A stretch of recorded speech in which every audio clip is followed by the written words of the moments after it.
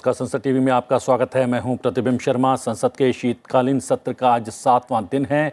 सदन की कार्रवाई शुरू होने से पहले हम हाजिर हैं राज्यसभा और लोकसभा में आज होने वाले कामकाज का पूरा ब्यौरा लेकर। हमारे खास कार्यक्रम संसद में आज के साथ हम आपको बताएंगे दोनों सदनों के एजेंडे में कौन से महत्वपूर्ण कामकाज शामिल हैं। साथ ही बात करेंगे आज सत्ता पक्ष और विपक्ष की क्या रणनीति रहने वाली है। सदन के भीतर संसद के एजेंडे से जुड़ा हर अपडेट देने के लिए संसद भवन परिसर में मौजूद हैं हमारे संवाददाता सूरज मोहन झा, जो हमें लोकसभा से जुड़ा अपडेट देंगे, और नव विक्रम सिंह, जो राज्यसभा से जुड़ा अपडेट हम तक पहुंचाने वाले हैं। स्टूडियो में हमारे साथ मौजूद हैं बीजेडी के राज्यसभा सांसद डॉक्टर अमर पटनायक जी, आपका स्वागत है। साथ ही हमारे साथ जुड़ रहे हैं वरिष्ठ पत्रकार केवी प्रसाद जी, स्टूडियो में मौजूद हैं, आपका भी बहुत बहुत स्वागत है। आज के एजेंडे को लेकर दोनों हमारे पत्रकार जो कि राज्यसभा और लोकसभा से अपडेट करने वाले हैं, आपका भी बहुत बहुत स्वागत है। सबसे पहले एक नज़र डाल लेते हैं आज की सुर्खियों पर। लोकसभा में आज 3 विधेयक चर्चा और पारित किए जाने के लिए सूचीबद्ध। इन विधेयकों में समुद्री जल दस्युता रोधी विधेयक 2019 विधेयक शामिल।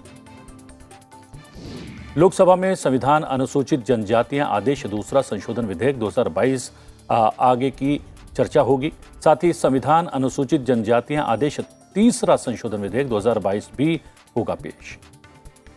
राज्यसभा में ग्लोबल वार्मिंग के गंभीर प्रभावों और इसके समाधान के लिए उठाए जाने वाले कदमों पर अल्पकालिक चर्चा सूचीबद्ध।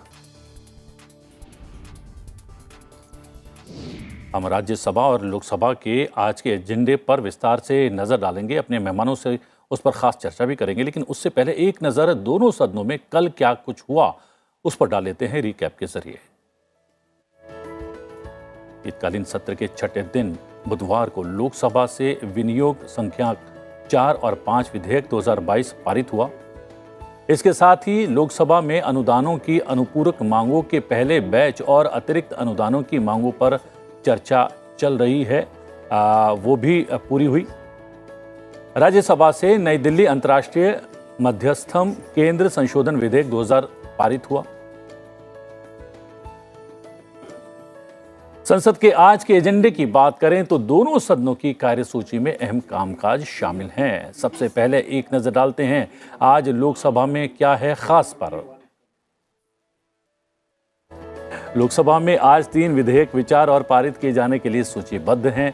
सदन में आज संविधान अनुसूचित जनजातियां आदेश दूसरा संशोधन विधेयक 2022 और संविधान अनुसूचित जनजातियां आदेश तीसरा संशोधन विधेयक 2022 और समुद्री जल दस्युता रोधी विधेयक 2019 पर चर्चा होनी है।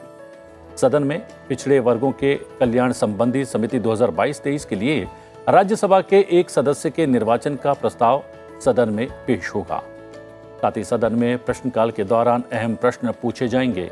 विभिन्न और अहम पत्र सभा पटल पर रखे जाने हैं और नियम 377 के अधीन लोकहित के मुद्दों पर चर्चा होना भी सूचीबद्ध है। लोकसभा में कई अहम संसदीय समितियों के प्रतिवेदन और विवरण भी पेश किए जाएंगे।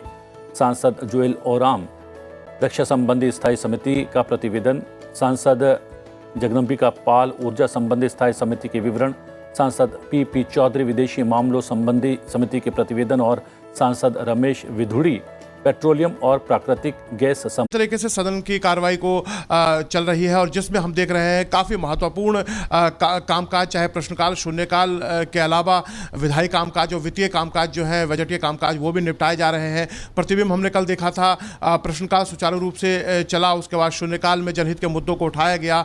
उसके बाद साल 2022-23 के अनुपूरक मांगों पर एक विस्तृत 10 घंटे से ज़्यादा की चर्चा हमने 2 दिन तक लोकसभा में देखा था, जिसका कल वित्त मंत्री निर्मला सीतारमण ने जवाब दिया और उनका 1.25 घंटे के जवाब में तकरीबन जितने भी सांसदों ने, सत्ता पक्ष के हों विपक्ष के हों, जिन्होंने जितने सवाल भारत के अर्थव्यवस्था को लेकर उठाए थे उसके जवाब उन्होंने दिए थे। विपक्ष बार बार बढ़ती महंगाई और बढ़ते पेट्रोल डीजल की कीमतों के मुद्दे को सदन में उठाने की मांग कर रहा था। तो यह अनुपूरक जो मांगों पर चर्चा हुई वो कहीं ना कहीं विपक्ष के सदस्यों ने उसका लाभ लिया और उन सभी बिंदुओं को उन्होंने चर्चा में रखा। यहाँ पर पर रेपो रेट की बात की गई, जो होम लोन के द्वारा जो मिडिल क्लास है उसको जिस तरह की दिक्कत हो रही है उसकी बात उठाई गई। बढ़ती इन्फ्लेशन जो मुद्रास्फीति है उसको लेकर भी आगाह किया विपक्ष के सांसदों ने। साथ में मुद्रास्फीति की बात भी की। कल वित्त मंत्री ने जब इन सभी का जवाब दिया तो उन्होंने एक बात साफ कर दी कि भारत किसी भी तरह के मंदी को लेकर आशंकित नहीं है। भारत उभरती हुई अर्थव्यवस्थाओं में सबसे ज्यादा निर्भर और सार्थक अर्थव्यवस्था है, और ये वित्त मंत्री ने कहा कि वर्ल्ड बैंक इसकी तस्दीक करता है। उन्होंने बताया कि किस तरह से मनरेगा को लेकर बात विपक्ष के दलों ने उठाई थी। खासतौर से बंगाल के सांसदों ने उठाया था कि पश्चिम बंगाल को मनरेगा के तहत बजटीय आवंटन नहीं हो रहा था। उन्होंने बताया कि जिस राज्य से मनरेगा को लेकर कोई शिकायत आती है तो कुछ समय के लिए आवंटन को रोक दिया जाता है, तो उसके जांच के निवारण के बाद ही उस आवंटन को किया जाता है। लेकिन पश्चिम बंगाल में जो शिकायतें आई थी उसको लेकर जो सवाल वहां के सरकार से पूछे गए उसका जवाब अब तक नहीं आया है, इस वजह से वहां आवंटन रुका हुआ है। साथ में मनरेगा को लेकर बजटीय आवंटन को उन्होंने बताया कि 2007 से 14 तक यूपीए की सरकार में जितना बजटीय आवंटन हुआ था उससे ज्यादा बजटीय आवंटन बीते 8 सालों में मनरेगा के तहत हुआ है। इसके साथ में उन्होंने बताया कि इन्फ्लेशन जो है वो कहीं ना कहीं अब अपनी रफ्तार उसकी सुस्त हो गई है। भारत में बिल्कुल कम तो नहीं हुआ है लेकिन दूसरे देशों के मुकाबले में वो काफी कम है भारत में। रुपए और डॉलर को की तुलना का भी विपक्ष ने मुद्दा अपनी चर्चा में उठाया था, तो वित्त मंत्री ने उसका भी विस्तृत जवाब दिया। उन्होंने बताया कि किस तरह से जापान, दक्षिण कोरिया, ऑस्ट्रेलिया जैसी जो देश हैं उनकी मुद्राएं अमेरिकी डॉलर के मुकाबले कितनी धड़ाम से नीचे गिरी हैं, और भारत में वो अभी तक उस रफ्तार से नहीं गिरा है, और या कहें तो हमारी जो रुपए की रफ्तार है वो उतनी कमजोर नहीं हुई है। साथ में उन्होंने आवास ऋण को लेकर भी कहा कि वो 8.25% बना हुआ है भारत में अभी तक, जो कि यूपीए के समय पर 2013 में वो 10% के आसपास हो गया था। तो इस तरह के तमाम बिंदुओं को वित्त मंत्री निर्मला सीतारमण ने कल अनुपूरक मांगों की चर्चा में रखा। उसके बाद हमने देखा था अप्रोप्रिएशन बिल पास हो गए थे। ये अनुपूरक मांग जो था साल 2022-23 का, जिसमें 3,25,000 करोड़ रुपए अतिरिक्त व्यय के लिए दिए गए हैं। उन्होंने इसकी भी तुलना करते हुए बताया कि जब देश में 2008-9 में एक वैश्विक मंदी का दौर आया था, तब उस समय की यूपीए सरकार जो अनुपूरक मांग 2 बार लाई थी साल में, और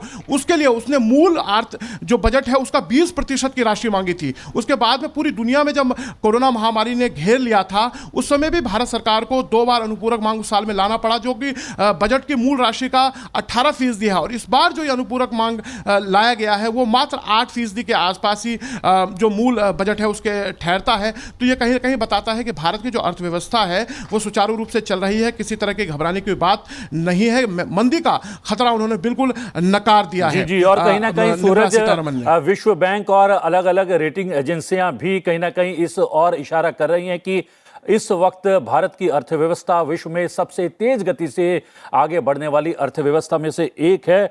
और अधिक जानकारी के लिए आपके पास लगातार आते रहेंगे। हमारे साथ जुड़ गए हैं श्याम सिंह यादव जी, बीएसपी के लोकसभा सांसद भी, आपका स्वागत है। जब सदन की कार्रवाई सुचारू रूप से चलती है तो चर्चा में सभी की भागीदारी होती है। जैसे अनुरूप मांगों को लेकर बातचीत हुई, चर्चा में सभी बिंदु विपक्ष की ओर से निहित किए गए और उसका जवाब भी माननीय वित्त मंत्री ने दिया।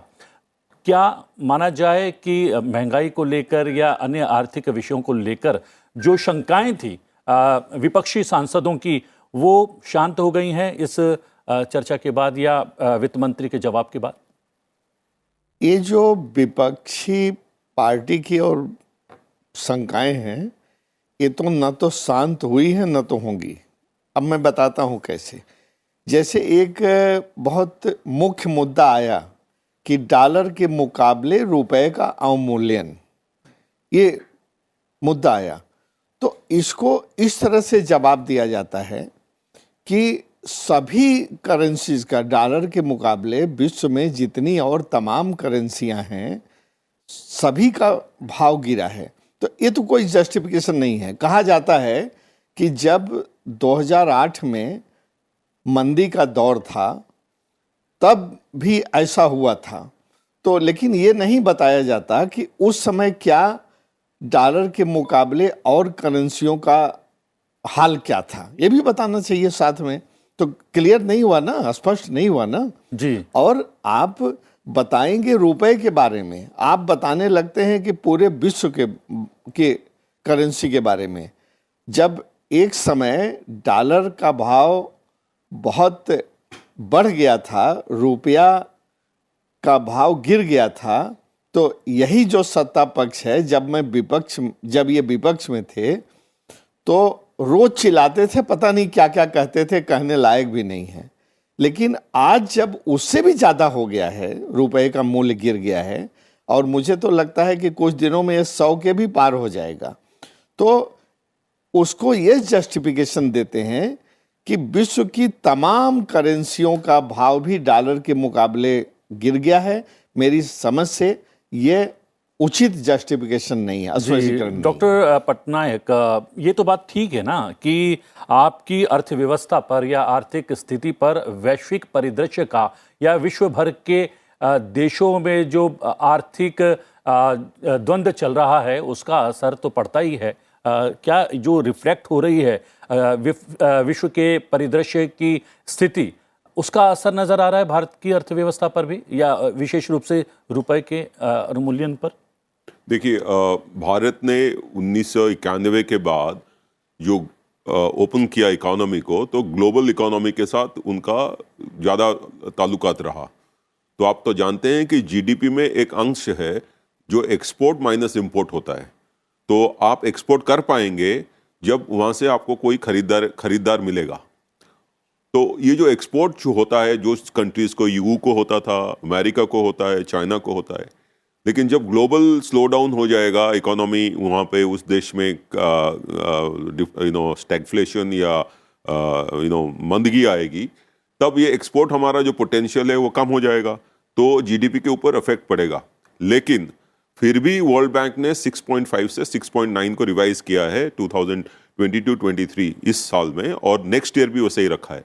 तो मेरे को लगता है कि जो जीडीपी में जो प्रभाव पड़ना चाहिए भारत के ऊपर, ये नहीं पड़ रहा है और नहीं पड़ेगा भी, क्योंकि डोमेस्टिक डिमांड बढ़ गया है। भारत के अंदर 1.4 बिलियन 140 करोड़ लोगों का जो डिमांड है उसको बरकरार रखा जाए तो वर्ल्ड इकोनॉमी ज्यादा प्रभावित नहीं करेगा जी।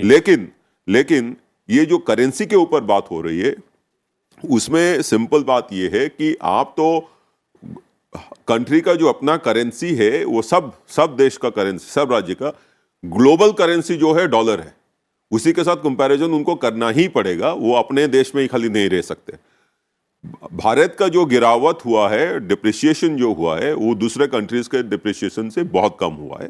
तो उस हिसाब से माना जाए तो फाइनेंस मिनिस्टर जो कह रही थी वो ठीक है कि दो चीज है उसमें, कि भारत का करेंसी बाकी देशों का करेंसी के हिसाब से स्ट्रॉन्गर है, और डॉलर जो स्ट्रॉन्गर होता जा रहा है क्योंकि वहां पे रेट भी बढ़ रहा है तो बाकी देशों से डॉलर वहां पे चला जा रहा है। तो आप एक देश का जब आप सुपर पावर बनाना चाहते हैं, आप ऐसा नहीं कह सकते कि मैं खाली अपना घर में रहूंगा और बाहर को देखूंगा नहीं, उसका प्रभाव पड़ेगा। और उसको प्रतिहित करने के लिए जो भी करना चाहिए, कदम उठाना चाहिए, वो करना चाहिए, वो हो भी रहा है जी। वोलाटिलिटी नहीं होना चाहिए कि आज 80 रुपए है और कल 100 रुपया हो जाए, ये नहीं होना चाहिए। वो आरबीआई ने अच्छी तरह किया है, भारत में ये अच्छी तरह किया गया है। केवी प्रसाद जी, एक जो मांग रही है, सदन के भीतर की बात करें या सदन के बाहर की बात करें, लगातार बढ़ती हुई महंगाई, और जब सदन का कल छठा दिन था और अनुपूरक मांगों की चर्चा पर जवाब दे रही थी वित्त मंत्री, तब एक खबर ये भी आ रही थी कि थोक महंगाई अपने 21 माह के सबसे नीचे स्तर पर है, यानी कि महंगाई को लेकर भी स्थिति अब थोड़ी सी बेहतर होने लगी है देश में।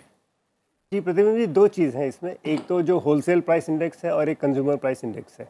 अगर जो आर्थिक व्यवस्था के हिसाब से देखा जाए, कंज्यूमर प्राइस इंडेक्स वो है जो आप और सामान्य नागरिक के जेब से पैसा खर्च हो रहा है, वहाँ पे क्या असर पड़ रहा है। होलसेल में वाकई वक्त लगता है, होलसेल प्राइस इंडेक्स को कन्वर्ट करके आप तब्दील करें और आम नागरिक के जेब से क्या खर्च हो रहा है। तो इसमें जो हो सकता है कुछ माह बाद, कुछ हफ्ते बाद ये चीज़ दर्शाए कि आपके, लेकिन आज की हालत जो है, विपक्ष की जो मांग जो लगातार दिख रही है, और मैं इस वक्त जो आपके हमारे साथी लोकसभा से भी कल की चर्चा के और पूरे जवाब दे रहे थे, एक चीज़ देखिए, विपक्ष ने बहुत सलीके से एक चीज़ उठाई, ये महंगाई के बारे में, अनुदान मांगों को लेकर, उसमें क्योंकि ये फाइनेंस मैटर है तो वहाँ से जोड़ के उन्होंने मेरे ख्याल से कहीं ना कहीं सरकार का ध्यान अच्छी तरह आकर्षित किया कि देखिए ये हमारी समस्या सबके लिए है, और ये विपक्ष का एक जिसे कहते हैं रोल है, खासकर अगर महंगाई की लेकर। लेकिन सरकार ने जो आश्वासन दिया है, वक्त लगेगा इकोनॉमी में, भाई आज एक कदम उठाते हैं, उसके परिणाम आते आते वक्त लगेगा। तो मेरे ख्याल से दोनों के बीच में देखा जाए ये संतुलन बनाना बहुत ज़रूरी है। जी जी, लेकिन श्याम सिंह यादव जी, यहाँ पर बात चल रही थी जिसका जिक्र यहाँ पर डॉक्टर अमर पटनायक जी ने किया कि वैश्विक परिदृश्य ठीक नहीं रहा और विशेष रूप से कोरोना काल की परिस्थितियों से उपजी स्थितियाँ चुनौतीपूर्ण रही पूरे विश्व के लिए। उसके बावजूद भी मांग कम थी, वैश्विक मांग कम थी, उसके बाद भी कृषि से जुड़े उत्पादों का एक्सपोर्ट रिकॉर्ड स्तर पर हुआ। ये तो कहीं ना कहीं आपको लगता है कि सरकार की एक तरीके से पॉलिसी की जीत है? देखिए, केवल एक चीज़ के उत्पाद से वो नहीं होता है, सारी चीज़ों को उसकी समग्रता में लिया जाना चाहिए। और मैं यहाँ फिर कहता हूँ कि हम लोग ग्लोबल उससे विश्व बंधे हुए हैं, केवल अपने से ही देश से ही नहीं, सब देशों की क्या करेंसी है, क्या महंगाई है, क्या इन्फ्लेशन है, उतार चढ़ाव होता है, सबको साथ में लेकर के कंसिडर किया जाता है।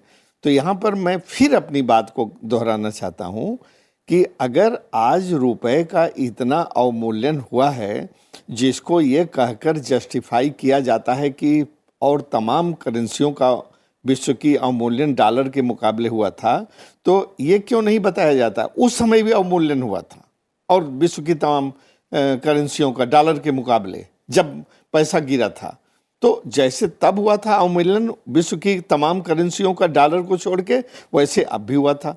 लेकिन अब ज़्यादा हुआ है, इसके लिए इसके गुनहगार, इसके जिम्मेदार आप हो।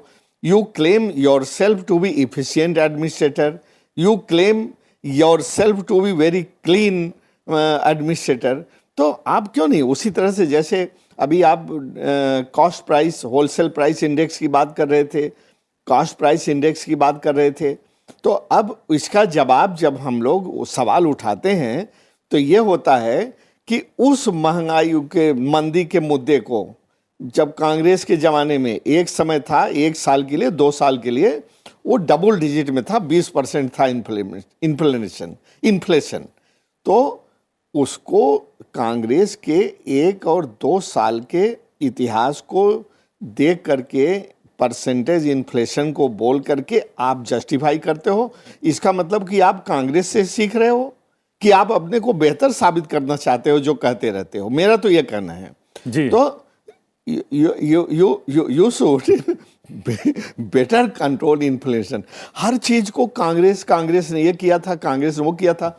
जब कांग्रेस ने उतना किया था और आप भी वही कर रहे हो, तो what is the difference between you and Congress? नहीं, शायद you are trading Congress line. Doctor Patnaik, शायद ये वजह ये भी हो सकती है, तुलना की आपने जिसका जिक्र भी किया, वैश्विक परिदृश्य कोविड को लेकर आपने कहा कि चुनौतियां बहुत ज्यादा थी, आर्थिक मोर्चे पर भी बहुत अधिक चुनौतियां थी, ऐसा परिदृश्य उस दौरान नहीं था, उसके बावजूद भी इन्फ्लेशन जो है 2 डिजिट में पहुंच गया था, तो इसलिए शायद वित्त मंत्री तुलना कर रही थी क्या? नहीं, कांग्रेस के साथ तुलना जो मैं पार्टी का लाइन पे नहीं जा रहा हूं। मैं कह रहा हूं कि उस स्थिति में 2008 में या उससे पहले जब भी हुआ है, तो इन्फ्लेशन सीजनल होता है। आप देखेंगे कि हिस्टोरिकल डेटा देखेंगे कि एक पीरियड में इन्फ्लेशन बढ़ता रहता है, फिर जब विंटर आ जाता है वेजिटेबल इन्फ्लेशन कम हो जाता है। आप देखेंगे कि वो माइनस हो गया है अभी, एंड इसलिए इन्फ्लेशन घट गया है। इंडिया में ये प्रॉब्लम रही है क्योंकि हमारा वेयर हाउसिंग सिस्टम, वेजिटेबल के लिए कोल्ड स्टोरेज सिस्टम जितना डेवलप होना चाहिए उतना नहीं हुआ है।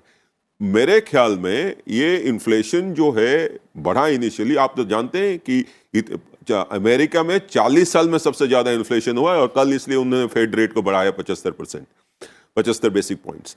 तो मेरे ख्याल में इन्फ्लेशन जो है अभी भारत को मंदगी एक है और एक है यूक्रेन का वॉर। उस टाइम में तो वॉर नहीं था, तो वॉर जो है वो सप्लाई चेन को पूरा डिस्टर्ब करके रखा हुआ है।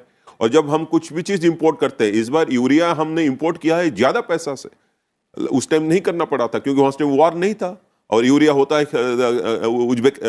यूक्रेन में ही सिर्फ। तो इसलिए मेरे ख्याल में इस बार का जो कॉन्टेक्स्ट है और उस टाइम का जो कॉन्टेक्स्ट है वो डिफरेंट है, और हर टाइम हर नेक्स्ट ईयर भी जो होगा उसका भी कॉन्टेक्स्ट डिफरेंट होगा। सप्लाई चेन में प्रॉब्लम हो सकता है या डिमांड में भी प्रॉब्लम हो सकता है। तो ये जो चीज है, ये सब चीज देख के उसको देखना चाहिए। और वर्ल्ड बैंक जब ये बढ़ाया है, आईएमएफ घटाया है, तो मुझे लगता है कि, लेकिन घटाया तो 7.2 से 7.7% को लाया जी। तो ग्लोबल इकोनॉमी में बाकी देशों का जो स्थिति है, अमेरिका में तो बोल रहे हैं कि डिमांड जीरो हो जाएगा, अभी जो कल जो परसेंटेज बढ़ा है उसके बाद वो लग रहे हैं कि एक्चुअली अभी वो माने ग्रोथ जीरो पे जा रहे हैं। तो इस हालत में मुझे लगता है कि भारत का प्रदर्शन अच्छा रहा है, और इसके लिए मैं सरकार से ज्यादा इंपॉर्टेंस देता हूं कि डोमेस्टिक कंजम्पशन जो है, भारत के 140 करोड़ 1.4 बिलियन जो लोग हैं, उनका डिमांड अभी रहा है। और जो कोरोना टाइम का पैंडेमिक था, उसके बाद जो हम लोगों ने जिसको कहते हैं स्टिमुलस दिया, वो स्टिमुलस को ठीक तरह से दिया गया है, और इसलिए वो डोमेस्टिक डिमांड बना रहा है। जी, और लेकिन इन्फ्लेशन, आप सुनिए, फाइनेंस मिनिस्टर ने ये भी बोला कि इन्फ्लेशन को और भी कम करना होगा जी। और आपने तो जैसा कहा, उसके लिए सरकार काम करना पड़ेगा। जी, आपने कहा कि सीजनल भी है भारत में, जो है अक्टूबर के बाद जब आवक होती है नई सब्जियों की या मोटे अनाज की सर्दियों के दौरान, तो जो है महंगाई थोड़ा घटती है, और इस तरीके से इंडिकेशन जो है अभी से भी नजर आने लगे हैं। केवी प्रसाद जी, यहाँ पर जिक्र किया अमेरिका का बार बार, लेकिन यूके तो वो एक देश है जहाँ पर 3 प्रधानमंत्री शायद आर्थिक मोर्चे पर कहीं ना कहीं असफलता की वजह से बदले गए। जी, और इस वक्त जो कल की खबर आई थी, शायद किसी का आंकलन है कि ऋषि सुनक अगर चुनाव हो तो वो अपना चुनाव क्षेत्र हार जाएंगे। ये और चूंकि वो खुद माने जाते हैं, उनके पर अर्थव्यवस्था के ऊपर पूरा दारोमदार है, और उनको उसी वजह से उनकी पार्टी ने फिर से उनको उस पद पे भेजा जो शायद 6 हफ्ते पहले हार गए थे वो उस चुनाव में। तो अर्थव्यवस्था की समस्या सबके सामने है, और जैसे पटनायक जी कह रहे थे, हमारे प्रधान साहब, तो यूक्रेन की अर्थव्यवस्था के बाद पूरे विश्व की अर्थव्यवस्था में कहीं ना कहीं भारी प्रभाव पड़ा है। और जहाँ तक रहा सवाल, देखिए जैसे हम लोग जो है फर्टिलाइज़र पे आधारित है यूक्रेन पे, पूरा यूरोप और अमेरिका में फूड ग्रेन्स के लिए आधार मानते हैं रशिया, और पूरा उनका सिस्टम बदल गया जी। और अगर आप सोशल मीडिया पे जिस तरह का मजाक चल रहा है या मीम्स जिसे कहते हैं, देखिए यूक्रेन में और यूरोप में जो समस्या आने वाली है एनर्जी की, उसको लेके जो उनके यहाँ समस्या आएगी कि सर्दी पड़ रही है, गैस की कमी है, तो इन्फ्लेशन तो वहाँ दूसरा समस्या उनके साथ। लेकिन वो सब के बावजूद हर सरकार अपने लोगों के लिए जिम्मेदार है। विश्व में परिस्थितियाँ सरकार के सामने आती हैं, उसका आकलन हमारे यहाँ जो पूरे मौजूद हैं विशेषज्ञ, चाहे वित्त मंत्रालय में हो, चाहे विदेश मंत्रालय हो, और तमाम सारे मंत्रालयों में, ये सब अपनी बैठक करके लगातार स्थिति पे निगरानी रखते हैं, और उसी तरीके से सरकार को बताते हैं कि ये हमारी नीति होगी, इस पे चलेंगे तो आगे जाके जो समस्या उठने वाली हैं उस पे कहीं ना कहीं समाधान, ये तरीका है ढूंढने का, और यही सरकार का दायित्व है और यही शायद सरकार करने का प्रयास लगातार कर रही है। हमारे सहयोगी नवविक्रम राज्यसभा से अपडेट देने के लिए इंतजार कर रहे होंगे काफ़ी समय से। हम अपने दर्शकों को बताते हैं राज्यसभा के एजेंडे में आज क्या कुछ खास रहने वाला है। राज्यसभा की आज बात करें तो राज्यसभा में आज ग्लोबल वार्मिंग के गंभीर प्रभावों और इसके समाधान के लिए उठाए जाने वाले कदमों की आवश्यकता पर चर्चा की शुरुआत होगी। इसके साथ ही सदन में सभा पटल पर मंत्रालयों और विभागों से संबंधित अहम पत्र भी रखे जाएंगे। सांसद प्रश्नकाल के दौरान जनहित से जुड़े महत्वपूर्ण सवाल भी पूछने वाले हैं। राज्यसभा में आज श्रम और रोजगार राज्य मंत्री रामेश्वर तेली मंत्रालय की अनुदान मांगों 2022-23 के संबंध में वक्तव्य देने वाले हैं। उच्च सदन में विभिन्न प्रतिवेदन और विवरण भी पेश किए जाने हैं। सांसद सेवानिवृत्त लेफ्टिनेंट जनरल डॉक्टर डीपी वत्स रक्षा संबंधी स्थायी विषयों के प्रतिवेदन और सांसद डॉक्टर वॉन विरॉय खारलूखी विदेशी मामलों संबंधी स्थायी समिति का प्रतिवेदन, सांसद मिथिलेश कुमार पेट्रोलियम और प्राकृतिक गैस संबंधी स्थायी समिति का प्रतिवेदन और सांसद डॉक्टर सुधांशु त्रिवेदी ऊर्जा संबंधी स्थायी समिति के विवरण पेश करने वाले हैं। रुक करते हैं नवविक्रम सिंह का, हमारे सहयोगी मौजूद हैं संसद भवन गलियारे में। नवविक्रम, बहुत बहुत स्वागत है। और आपने हमारी बातचीत भी सुनी होगी पैनलिस्ट से। आज क्या कुछ सूचीबद्ध है विशेष रूप से राज्यसभा की कार्रवाई की बात करें तो? जी बिल्कुल प्रतिबिंब, अगर आज की बात करें, आज बेहद महत्वपूर्ण है। जो विधेयक आज लिस्टेड नहीं है, लेकिन जो चर्चा लिस्टेड है, देखिए अल्पकालिक चर्चा जो ग्लोबल वार्मिंग के मुद्दे पर आज होनी है, तो इसकी अहमियत आज आप समझ सकते हैं कि पिछले दिनों अगर हम बीते दिनों की बात करें तो केवड़िया में एक मिशन लाइफ लॉन्च हुआ था, जिसमें भारत एक तरह से दुनिया ग्लोबल वार्मिंग के मुद्दे पर इससे लड़ने के लिए, दुनिया की अगुवाई करने के लिए तैयार है। तो हमें आज इस पर बड़ी रचनात्मक चर्चा देखने को मिलेगी, क्योंकि आमतौर पर ऐसा कम होता है जब कोई विधेयक लिस्टेड ना हो। अभी जो मैंने लिस्ट देखी है उसके मुताबिक आज जो चर्चा है उसे ज़्यादा समय दिया जाएगा। कई देखिए, भारत एक इतने बड़े देश में अलग अलग जगह की अलग अलग समस्याएं हैं, ग्लोबल वार्मिंग से भी जुड़ी हुई समस्याएं हैं। तो इन जो मुद्दों पर सांसद अपने पक्ष रखेंगे, अपनी बात रखेंगे, और दुनिया के साथ साथ देश में हम किस तरीके के कदम उठा सकते हैं। देखिए, आप जानते हैं प्रतिबिंब, भारत G20 की अध्यक्षता कर रहा है। ऐसे में ये एक अहम मुद्दा है, क्योंकि G20 करीब 80% का जो देश हैं वो कार्बन उत्सर्जन करते हैं। तो ऐसे में दुनिया को इससे लड़ने के लिए, जो ग्लोबल वार्मिंग है इससे लड़ने के लिए क्या दिशा दी जाए, ये पूरा विश्व भारत की तरफ निगाह है। और एक और बात आपको बताना चाहूँगा ग्लोबल वार्मिंग से ही जुड़ा हुआ, हालांकि तो प्रदूषण की अगर बात करें तो प्रश्नकाल में भी प्रदूषण से जुड़े हुए काफ़ी अहम सवाल हैं जो पर्यावरण मंत्रालय से पूछे जा रहे हैं, और जो एक हमेशा आमतौर पर जो सामान्य नागरिक हैं, जो जनता है, उसके मन में अपने बच्चों के भविष्य को लेकर चिंता रहती है कि इतने प्रदूषण में, चाहे वो दिल्ली हो या फिर दूसरे जो शहर हैं जहां पर प्रदूषण का स्तर लगातार बढ़ता जा रहा है, तो बच्चों पर उसका क्या प्रभाव होगा। इस तरीके के अहम सवाल आज संसद में पूछे जाएंगे, राज्यसभा में पूछे जाएंगे। तो आज का दिन बेहद अहम है प्रतिबिंब, क्योंकि हम अगर जो विधि और न्याय से जुड़े हुए प्रश्न हैं, तमाम ऐसे प्रश्न हैं जो कि सीधे सीधे जनता से सरोकार रखते हैं। जी प्रतिबिंब। जी नविक्रम, वहाँ पर बने रहिएगा। अभी तक के अपडेट के लिए बहुत बहुत धन्यवाद। बात करते हैं डॉक्टर अमर पटनायक जी। यहाँ पर हम देख रहे हैं कि वैश्विक पटल पर भी जलवायु परिवर्तन को लेकर जो भारत के प्रयास हैं वो न केवल फलीभूत हो रहे हैं, बल्कि उसकी प्रशंसा बड़ी बड़ी वैश्विक शक्तियां कर रही हैं, यूएन कर रहे हैं, और उससे संबंधित जितनी भी अलग अलग संस्थाएं और एजेंसियां हैं वो भी भारत के प्रयासों की सराहना कर रही हैं। इस सराहना के बीच में इस विषय का राज्यसभा में चर्चा के लिए सामने आना कितना महत्वपूर्ण है? देखिए, ये तो बहुत ही महत्वपूर्ण विषय है, क्योंकि ये इसमें दो चीज़ है। एक तो है कि ग्लोबल वार्मिंग को, उसका जो पेस है उसको कम करने के लिए, घटाने के लिए एमिशंस कम करना होगा, कार्बन कम करना होगा। इसके तरफ जो प्रयास सारा विश्व का करना है, उसमें भारत अग्रणी भूमिका लिया हुआ है, लीडरशिप लिया हुआ है, और विश्व को विकसित देश जो करना चाहिए अभी तक वो नहीं कर पा रहे हैं। ये तो एक मुद्दा है, लेकिन इससे ज़्यादा इम्पॉर्टेंट मुद्दा जो है, अहम है, वो है कि इतने सब करने के बावजूद ग्लोबल वार्मिंग का इम्पैक्ट पड़ेगा। तो उसको प्रतिहित करने के लिए क्या करना चाहिए और देश को क्या प्रिपेयर्डनेस प्लान करना चाहिए, इसके ऊपर मुझे लगता है कि सब देशों को, और पर्टिकुलरली भारत को, इसको जिसको कहते हैं सिनेरियो प्लानिंग, वो करना होगा।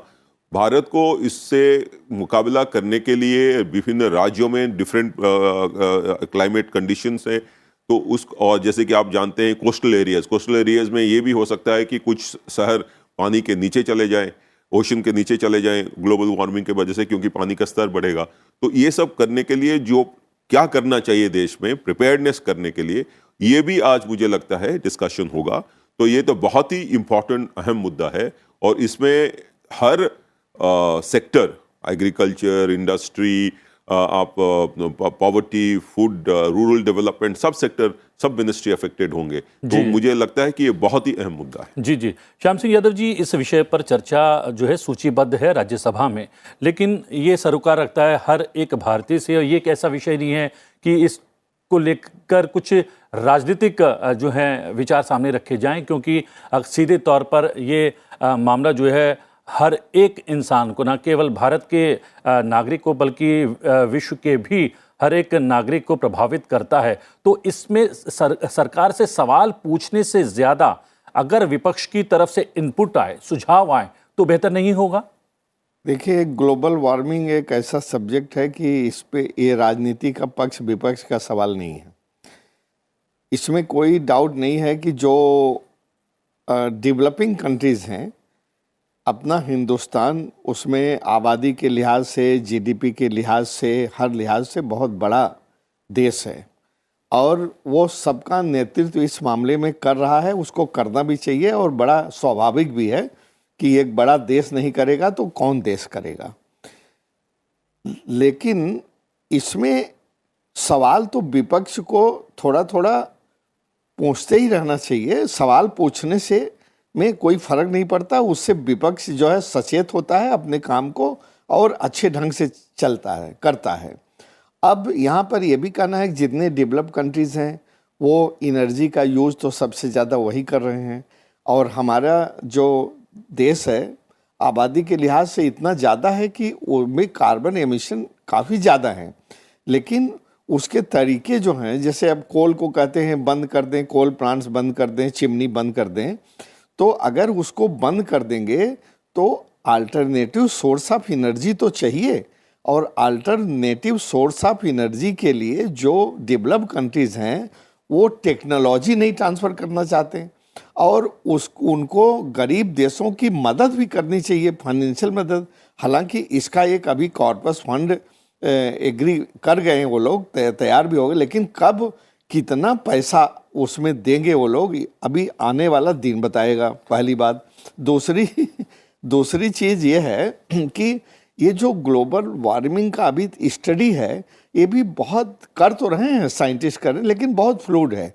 अभी ये हो रहा था कि इतने इमिशन इतना घटा देंगे तो 1.5 डिग्री सेल्सियस गर्मी कम हो जाएगी, लेकिन अभी ये पता लगा, जो मैं एडिटोरियल्स आते रहते हैं, साइंटिफिक एनालिसिस आती रहती है, कि अभी उतने से 1.5 डिग्री भी कम नहीं होगा। तो it will take a long time to come to some conclusion और ये सब एनालिसिस, साइंटिफिक एनालिसिस ये सब चलती रहेगी।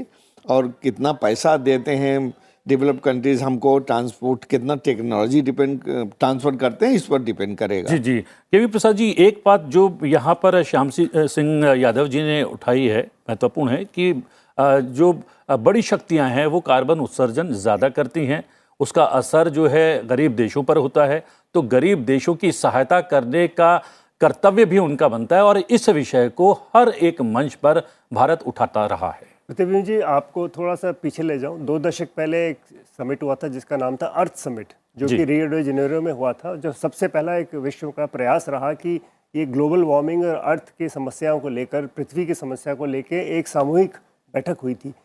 उससे लेकर आज तक 2 ही एक स्ट्रैंड्स हैं जो इंटरनेशनल डेवलपमेंट में देखा जाता है। पूछते हैं भाई आप किस तरह का विकास मॉडल अपनाना चाहेंगे।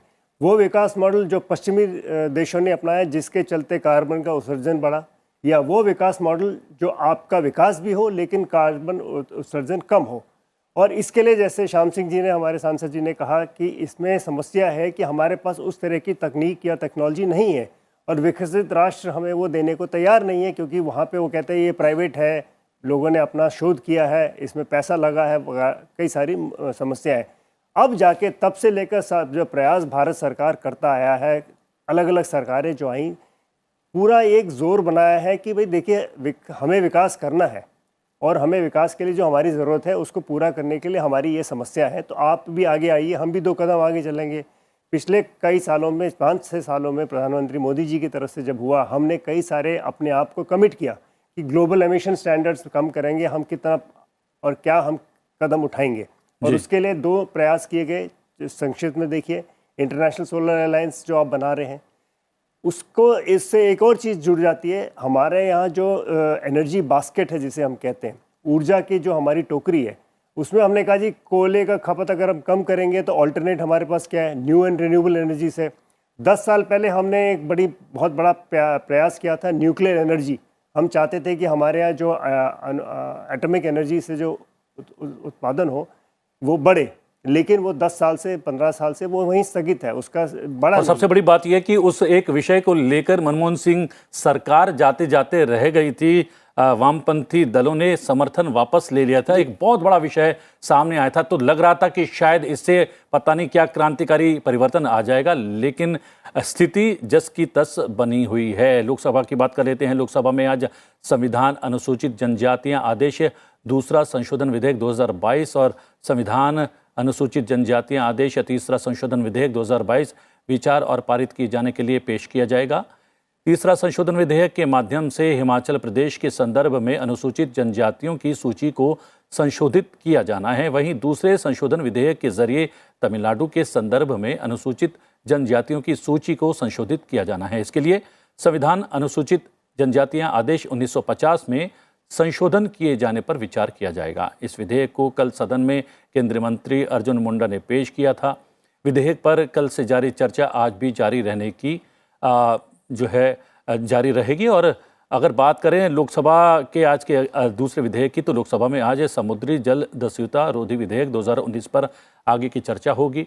विधेयक को विदेश मंत्री डॉक्टर एस जयशंकर ने सदन में विचार और पारित करने के लिए प्रस्तुत किया था। विधेयक को लोकसभा में 9 दिसंबर 2019 को पेश किया गया था। विधेयक पर संसद की स्थायी समिति ने 11 फरवरी 2021 को रिपोर्ट भी पेश की थी। ये विधेयक भारतीय अधिकारियों को गहरे समुद्र में समुद्री डकैती के खिलाफ कार्रवाई करने में सक्षम बनाता है। इसके जरिए खुले समुद्र में होने वाली डकैती के लिए दंड तय किए जाएंगे। रुक करते हैं अपने सहयोगी सूरज मोहन झा का। सूरज, 2 महत्वपूर्ण विधेयक चर्चा की शुरू हो चुकी है, पूरी होनी है। कितना महत्वपूर्ण दिन है विधेयकों के नजरिए से? अगर हम प्रतिबिंब लोकसभा की बात करें तो संभवतः आज पहला दिन होगा जब कोई विधेयक पारित किया जाएगा। ये जो संविधान जो है जनजाति संशोधक विधेयक है, जिस पे हमने देखा था कल सप्लीमेंट्री डिमांड फॉर ग्रांट, उसके बाद एप्रोप्रिएशन बिल के पास होने के बाद इसे लिया गया था। इस चर्चा की शुरुआत अर्जुन मुंडा ने इस विधेयक को जब रखा तो उन्होंने बताया कि तमिलनाडु की 2 पहाड़ी जनजाति हैं, उनको जनजाति श्रेणी में रखने के लिए यह संशोधन विधेयक लाया गया है और उस पर चर्चा की शुरुआत हुई। कांग्रेस के जय कुमार, जो कि तमिलनाडु से ताल्लुक रखते हैं, उन्होंने इस विधेयक पर चर्चा को पर अपनी बात रखी। पहले तो उन्होंने विधेयक का समर्थन किया, उसके साथ में उन्होंने कुछ अन्य जातियों को भी जनजातीय श्रेणी में जोड़ने की बात तमिलनाडु के संदर्भ में कही थी। साथ में कुछ मुद्दे जनजातीय समुदाय से जुड़े हुए, जो आदिवासी समुदाय हैं उनसे जुड़े हुए उठाए गए, जैसे कि इस वर्ग के जो बच्चे हैं वो 8वीं कक्षा में तकरीबन 30% बच्चे ही आगे पढ़ने के लिए चल पाते हैं, उससे पहले स्कूल छोड़ देते हैं। तो इस तरह की कई बुनियादी समस्याओं का जिक्र तमाम दलों के लोगों ने किया। इस पे भारतीय जनता पार्टी के रंजीत सिन्हा निम्बालकर, जो कि महाराष्ट्र से हैं, उन्होंने भी इस चर्चा में हिस्सा लिया और उन्होंने मोदी सरकार द्वारा जो आदिवासी समुदाय, जनजातीय समुदाय के सामाजिक आर्थिक उन्नति के लिए जो कदम उठाए जा रहे हैं उसका जिक्र किया और सरकार की सराहना की। साथ में उन्होंने महाराष्ट्र में धनगढ़ एक समुदाय है उसे जनजातीय श्रेणी में डालने की मांग यहां पर रखा। एनसीपी की सुप्रिया सूले ने भी इस समुदाय को जनजातीय श्रेणी में डालने की बात की। टीएमसी के सांसद प्रतिमा मंडल ने चर्चा में हिस्सा लेते हुए जो शैक्षणिक समस्याएं हैं जनजातीय समुदाय की उसको उठाया। उन्होंने साथ में बंगाल की कुछ जातियों को उन्होंने भी जोड़ने की बात की। राजू बिश्रा, जो कि दार्जिलिंग से सांसद हैं भारतीय जनता पार्टी के, उन्होंने जो दार्जिलिंग ऊपर का जो पहाड़ी क्षेत्र है बंगाल का, उसके कुछ समुदायों को भी जनजातीय वर्ग में डालने की बात की। तो इस तरह के कई मुद्दे कल हमने चर्चा में देखा था उठाए गए थे। इसी से जुड़ा हुआ एक विधेयक हमने देखा था जो राज्यसभा से कुछ दिन पहले ही पास हुआ है, जिसमें उत्तर प्रदेश की कुछ जातियों को अनुसूचित जाति जनजाति में डालने की बात हुई थी, जो लोकसभा से पारित हुआ था। बाकायदा ये विधेयक जो है इसमें काफी चर्चाएं हो रही हैं और जितने सांसद हैं वो कहीं ना कहीं जनजातीय समुदाय की सूरज, हम आपको रोकते हैं कुछ क्षण के लिए। श्याम सिंह यादव जी यहाँ पर मौजूद हैं और ये विषय इसलिए भी महत्वपूर्ण हो जाता है कि जो टोटलिटी में जो चर्चा सामने आई है उसमें महत्वपूर्ण 2 बिंदु हैं कि पहले से ही जो वर्गीकृत जातियां हैं इस श्रेणी में, क्या उनको लाभ मिल पाया है, उनका उत्थान हो पाया है, एक बात। दूसरा, उनके अधिकारों का हनन तो नहीं हो पाएगा।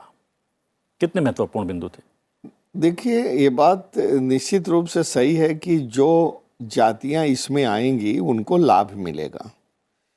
अब इसका अन्य जातियां जो वहाँ पहले से हैं उसका विरोध भी करती हैं, लेकिन वो इस स्थिति में नहीं है कि वो इसको रुकवा सकें। तो लेना वो एक फिक्स परसेंटेज है रिजर्वेशन का, उसी में चाहे 50 जातियां हों चाहे 60 जातियां हों, सबको मिला के करेगा। लेकिन हकीकत तो यही है कि जो अन्य जातियां इसको मन से पसंद नहीं कर रही हैं, जो हम लोग बात करते हैं, जो बात आके निकलती है। लेकिन ठीक है, जो पिछड़ी हैं जातियां और ज़्यादा मतलब सोशली एंड इकोनॉमिकली बैकवर्ड हैं, उनको भी अगर रिजर्वेशन का लाभ दिया जाए तो अच्छा होगा। जी जी। डॉक्टर अमर पटनायक, आपका राज्य एक ऐसा राज्य है जहाँ पर एक बहुतायत जो है संख्या है, कह सकते हैं ट्राइबल्स की, तो सीधे तौर पर ये आपके राज्य से भी कहीं ना कहीं जुड़ा हुआ विषय है। और पहले हमने देखा भी कि कोऑर्डिनेशन करने का प्रयास भी किया गया इस पूरे विषय पर, जो है राज्यों की क्या स्थिति है या राज्य क्या चाहते हैं, क्योंकि सीधे तौर पर सरोकार जो है इस विषय का राज्य सरकारों से भी होता है, उसका कितना लाभ सरकार को मिल रहा है इस विधेयक को लेकर? आपने बहुत अच्छा प्रश्न किया, क्योंकि उड़ीसा में करीबन 22% पॉपुलेशन ट्राइबल है। तो उसमें हम लोगों ने प्रयास, जो स्टेट गवर्नमेंट का प्रयास रहा है, करते आ रहे हैं कि उनको कैसा सुविधा मिले स्वास्थ्य के क्षेत्र में, शिक्षा के क्षेत्र में, पॉवर्टी रिडक्शन में, सब क्षेत्र में। लेकिन उसमें एक प्रॉब्लम ये है, मैं पिछले कुछ दिन पहले यहाँ पे भी यही चीज़ बोला था कि उड़ीसा मुख्यमंत्री नवीन पटनायक जी 9 ट्राइब्स को नोटिफिकेशन के लिए सिर्फ भेजे, वो एक्सेप्ट हो चुका है। लेकिन ये नोटिफिकेशन 2 साल से पड़े हुए हैं। माननीय चीफ मिनिस्टर अभी उसको लिखे भी हैं, अपने पत्र 2 बार लिख चुके हैं, लेकिन वो नहीं हो रहा है। 300 ट्राइब 200 कुछ नंबर्स है जिनको रेकमेंड किया था स्टेट गवर्नमेंट, लेकिन यहाँ पे रिजेक्ट कर दिया। स्टेट गवर्नमेंट को क्यों रिजेक्ट किए हैं उसको बता नहीं रहे हैं। उसको ट्राइपेटाइट करके सब लोग, जिसमें रजिस्ट्रार जनरल हो, सेंट्रल गवर्नमेंट हो, स्टेट गवर्नमेंट हो, सबको मिलके इसके ऊपर डिसीजन लेना चाहिए। तो मेरे ख्याल में इस प्रोसेस को थोड़ा फास्टर करना पड़ेगा, क्योंकि ये पॉजिटिव रिजर्वेशन है, ये पॉजिटिव एक्शन है स्टेट गवर्नमेंट का। एक फैमिली एक दिन के लिए भी वंचित होता है शेड्यूल्ड ट्राइब का, तो उसका जीवन का स्तर में उतना ही बढ़ता नहीं है। तो मेरे ख्याल में ये प्रोसेस को जल्दी करने से ये लोग जो वंचित हो रहे हैं अभी, इस शिक्षा सुविधा जो मिलना चाहिए उनको, वो जल्दी हो पाएगा। तो मेरा तो सलाह ये रहेगा कि एक स्टेट का ऐसा नहीं करके एक मैकेनिज्म मिनिस्टर साहब को करना चाहिए। मैंने उनको कई बार बोला हूं कि जिसमें सबका इकट्ठा हो जाए और जो नोटिफिकेशन जितना जल्दी हो जाए उसके ऊपर कार्य करना चाहिए, क्योंकि उससे एक कम्युनिटी का डेवलपमेंट होता है, ग्रोथ होगा, सोशल, इकोनॉमिक, पॉलिटिकल सब कुछ होगा। तो मेरे ख्याल में इसको पॉलिटिकली नहीं लेके एक ये मानदंड लेना चाहिए कि समाज के सबसे बिछड़े हुए लोगों का इकोनॉमिक ग्रोथ होगा तो देश का इकोनॉमिक ग्रोथ होगा, राज्य का इकोनॉमिक ग्रोथ होगा। जी, और यहाँ पर जिस तरीके से संसद की कार्रवाई से जुड़े इस कार्यक्रम में बहुत सारे बिंदुओं पर हम लोग चर्चा करने में सफल रहे, और अगर सदन के भीतर भी दोनों सदनों में अलग अलग विषयों पर चर्चा होती है तो बहुत सारे बिंदु सामने आते हैं, और जब बिंदु सामने आते हैं तो उनका समाधान भी खोजने का प्रयास किया जाता है। श्याम सिंह यादव जी, आपका बहुत बहुत धन्यवाद, चूंकि आपको जाना है सदन की कार्रवाई में सम्मिलित होने के लिए, और आपने समय निकाला, बहुत बहुत धन्यवाद। और डॉक्टर अमर पटनायक, आपका भी बहुत बहुत धन्यवाद। और के.वी. प्रसाद जी, क्योंकि सदन की कार्रवाई को कवर करने के लिए भी आपको भी निकलना है, आपने समय निकाला, आप तीनों मेहमानों का बहुत बहुत धन्यवाद। हमारे दोनों रिपोर्टर्स हमारे साथ लगातार बने हुए हैं। सूरज मोहन झा लोकसभा का अपडेट दे रहे हैं और नव विक्रम राज्यसभा का अपडेट दे रहे हैं। अगर प्रश्नकाल की बात करें, सूरज, कितना महत्वपूर्ण प्रश्नकाल है आज?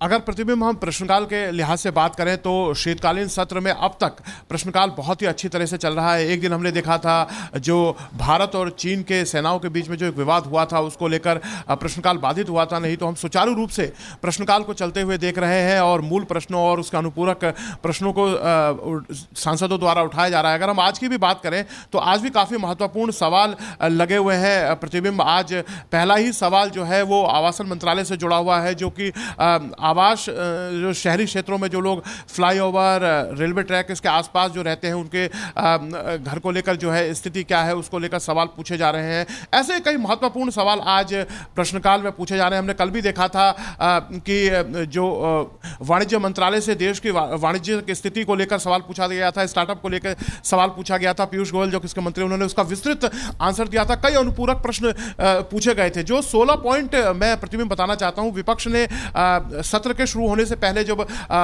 केंद्र सरकार ने बैठक बुलाई थी, सर्वदलीय बैठक, जिसमें संसदीय कार्य मंत्री को 16 बिंदु सौंपे गए थे विपक्ष के द्वारा कि इन मुद्दों पर हम बात करना चाहते हैं। हम देख रहे हैं सदन की जो कार्रवाई है उसके सुचारू रूप से चलने के कारण उन सभी बिंदुओं पर चर्चाएं हो रही हैं, चाहे वो मंच प्रश्नकाल का हो, चाहे वो मंच विधायी कामकाज के तहत विधेयकों पर चर्चा हो, या फिर हमने सप्लीमेंट्री डिमांड फॉर ग्रांट पे देखा जिन जिन बिंदुओं को विपक्ष सुनना चाहता था उस पर चर्चाएं हो रही है। और पीठासीन अधिकारी के द्वारा हम देख रहे हैं, खासतौर से अगर मैं लोकसभा अध्यक्ष की बात करूं तो काफी समय दिया जा रहा है। जिस तरह से 10 घंटे की चर्चा हुई, विधेयकों पर भी, चाहे विधेयक छोटे हो उस पर काफी समय दिया जा रहा है। प्रश्नकाल में न केवल लोकसभा अध्यक्ष जो मूल प्रश्न पूछने वाले हैं उन सांसदों को प्रोत्साहित कर रहे हैं, बल्कि हमने देखा जो पहली बार सांसद चुन के आए हैं, जो कि भौगोलिक विषम परिस्थिति से चुनकर आए हैं, उनको बाकायदा सप्लीमेंट्री क्वेश्चन पूछने के लिए लोकसभा अध्यक्ष प्रोत्साहित कर रहे हैं ताकि वो मंत्रालय से सवाल पूछे, अपने संसदीय क्षेत्र के सवालों को पूछे। तो ऐसी उम्मीद हम लगातार कर रहे हैं। और अब प्रश्नकाल जिस तरह से सुचारू रूप से चल रहा है तो आज भी उम्मीद की जानी चाहिए कि लोकहित जनहित के मुद्दों को प्रश्नकाल के माध्यम से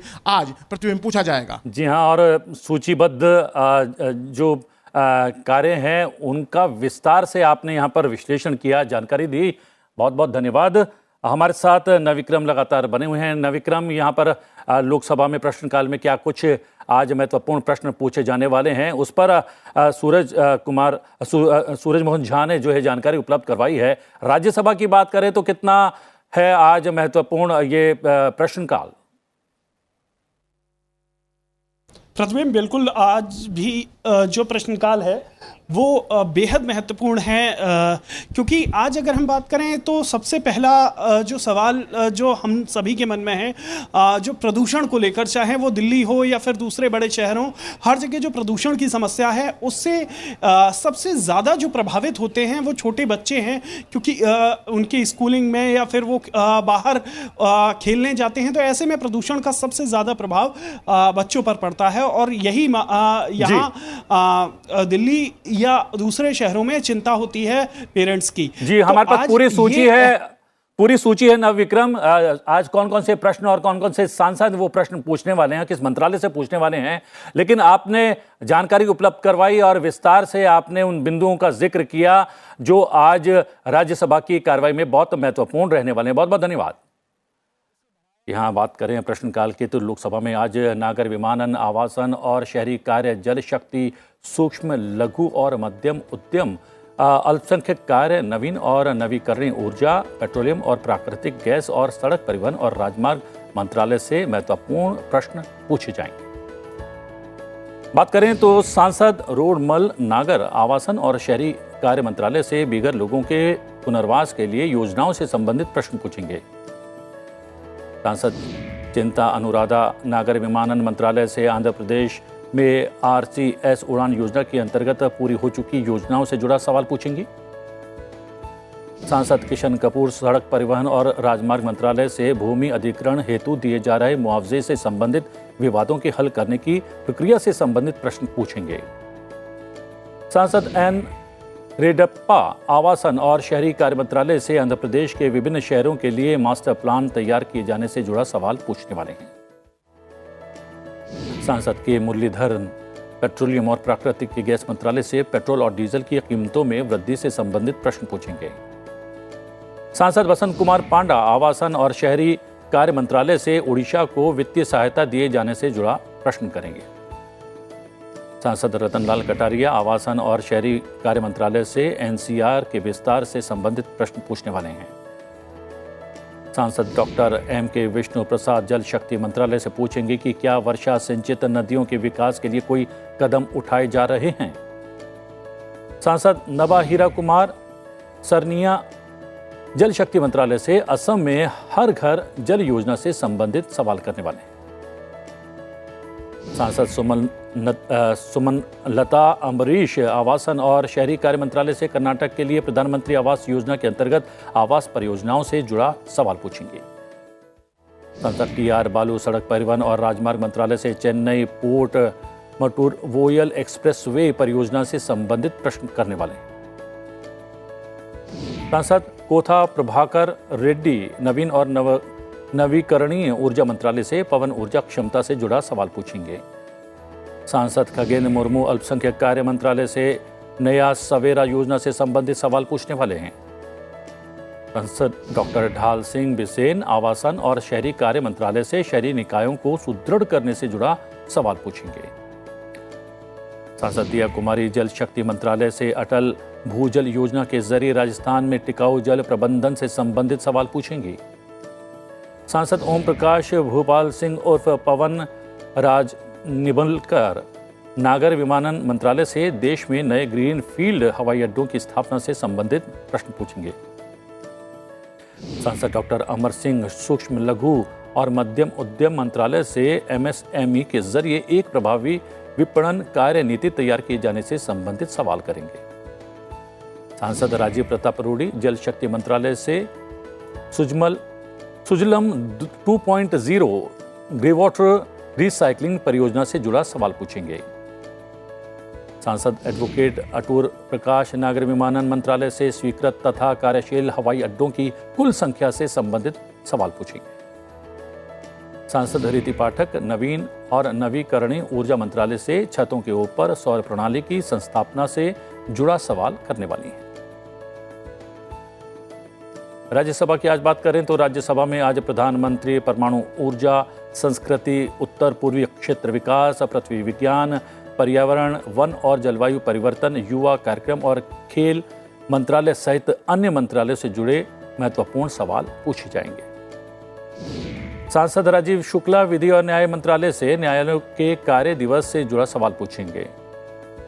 सांसद पी विल्सन प्रधानमंत्री कार्यालय से परमाणु ऊर्जा के क्षेत्र में साझेदारी से संबंधित सवाल पूछेंगे। सांसद आर गिरिराजन पर्यावरण, वन और जलवायु परिवर्तन मंत्रालय से वायु प्रदूषण के संपर्क में आने से बच्चों को खतरा होने से जुड़ा सवाल पूछेंगे। सांसद जवाहर सरकार सूचना और प्रसारण मंत्रालय से जन सेवा कार्यक्रमों संबंधित दिशा निर्देशों को देने से जुड़ा सवाल करने वाले। सांसद डॉक्टर सस्मित पात्रा संस्कृति मंत्रालय से कटक ओडिशा की बाली यात्रा को राष्ट्रीय समुद्री विरासत महोत्सव का दर्जा दिए जाने से जुड़ा सवाल करने वाले। सांसद कपिल सिब्बल पर्यावरण, वन और जलवायु परिवर्तन मंत्रालय से गिर वन से एशियाई सिंहों के स्थानांतरण में देरी होने से जुड़ा सवाल करने वाले। सांसद सुलता देव पर्यावरण, वन और जलवायु परिवर्तन मंत्रालय से ग्लासगो में UNCCC यानी COP 26 में दी गई 5 वचनबद्धताओं से जुड़ा सवाल पूछने वाली। सांसद एस निरंजन रेड्डी विधि और न्याय मंत्रालय से जिला न्यायालयों में पुस्तकालयों की सुविधा से जुड़ा सवाल करेंगे। सांसद एस सेलवाग बेथी पर्यावरण, वन और जलवायु परिवर्तन मंत्रालय से वन क्षेत्र में वृद्धि से जुड़ा प्रश्न करने वाले हैं। सांसद सुशील कुमार मोदी प्रधानमंत्री कार्यालय से बिहार के मुजफ्फरपुर में कैंसर अस्पताल खोलने से जुड़ा हुआ एक महत्वपूर्ण सवाल पूछेंगे। सांसद कनक मेदलास रविंद्र कुमार पर्यावरण, वन और जलवायु परिवर्तन मंत्रालय से देश भर में अत्यधिक प्रदूषण फैलाने वाले उद्योग से संबंधित प्रश्न पूछेंगे। सांसद एम मोहम्मद अब्दुल्ला विदेश मंत्रालय से बंगाल की खाड़ी बहुक्षेत्रीय तकनीकी एवं आर्थिक सहयोग इकोनॉमिक कोऑपरेशन द्वारा अधिकारियों के लिए अधिदेश प्रदान करने से जुड़ा सवाल पूछने वाले। सांसद संजय राउत पर्यावरण, वन और जलवायु परिवर्तन मंत्रालय से संरक्षित क्षेत्रों को सफारी पार्क में बदलने से जुड़ा सवाल करेंगे। सांसद ब्रजलाल विधि और न्याय मंत्रालय से उच्चतम न्यायालय में RTI के लिए ऑनलाइन पोर्टल की शुरुआत करने से जुड़ा सवाल पूछने वाले हैं। सांसद राकेश सिन्हा विदेश मंत्रालय से वाराणसी में भारतीय सांस्कृतिक संबंध परिषद केंद्र से जुड़ा सवाल पूछेंगे। फिलहाल संसद में आज में इतना ही। अब से कुछ देर में लोकसभा और राज्यसभा की कार्रवाई शुरू होने जा रही है। संसद टीवी लोकसभा पर आप लोकसभा और संसद टीवी राज्यसभा पर आप राज्यसभा की कार्रवाई का सीधा प्रसारण देख सकते हैं। तो बने रहिए संसद टीवी के साथ। मुझे आज्ञा दीजिए। नमस्कार।